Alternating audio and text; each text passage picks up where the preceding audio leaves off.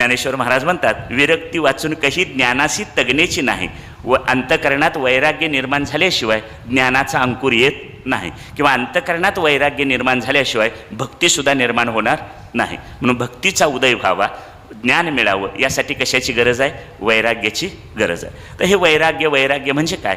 तर ज्या संसारात आपलं मन अडकलं आहे तिथून ते काय करायचं आहे? बाहेर काढायचं आहे. वैराग्य शब्दाचा सोपा साधा अर्थ आहे त्याग. त्यागसुद्धा दोन प्रकारचा आहे. घरदार पत्नी मुलं बाळं यांना सोडून जाणं, याला वस्तूचा त्याग म्हणतात. घरदार पत्नी मुलं बाळं सोडली आणि गेला.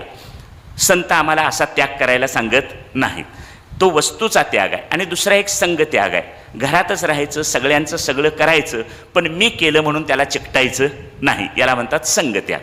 वस्तूचा त्याग आणि संग त्याग. आता असा वस्तूचा त्याग करून कुणी हटातटानं संन्यास घेतला तर आपल्याला संत सांगतात, बाबा असा हटातटाचा संन्यास घेऊ नको. कारण तुकाराम महाराज म्हणतात, जरी झाला संन्यासी तरी माध्यानी तोंडवासी.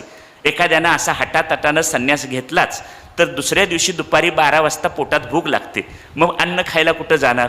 त्यामुळं अन्न वस्त्र निवाऱ्यांची जोपर्यंत तातडीची गरज आपल्याला आहे तोपर्यंत अशा प्रकारचा त्याग करणं गरजेचं नाही. कारण समजा असा कुणीतरी हटातटानं संन्यास घेतलाच तर पत्नीनं शिजवलेलं खाणार नाही, पण कुठल्या तरी ट्रस्टमध्ये आणि धर्मशाळेत खावंच लागेल, बरोबर? त्यामुळं असा हट्टाचा संन्यास घेण्यापेक्षा घरातच राहायचं, सगळ्यांचं सगळं करायचं, पण मी केलं म्हणून कशाला चिकटायचं नाही. आणि हे माऊलीच सांगतात, मी माझे ऐशी आठवण विसरले जायाचे अंतकरण, पार्था तो संन्यासी जाण निरंतर.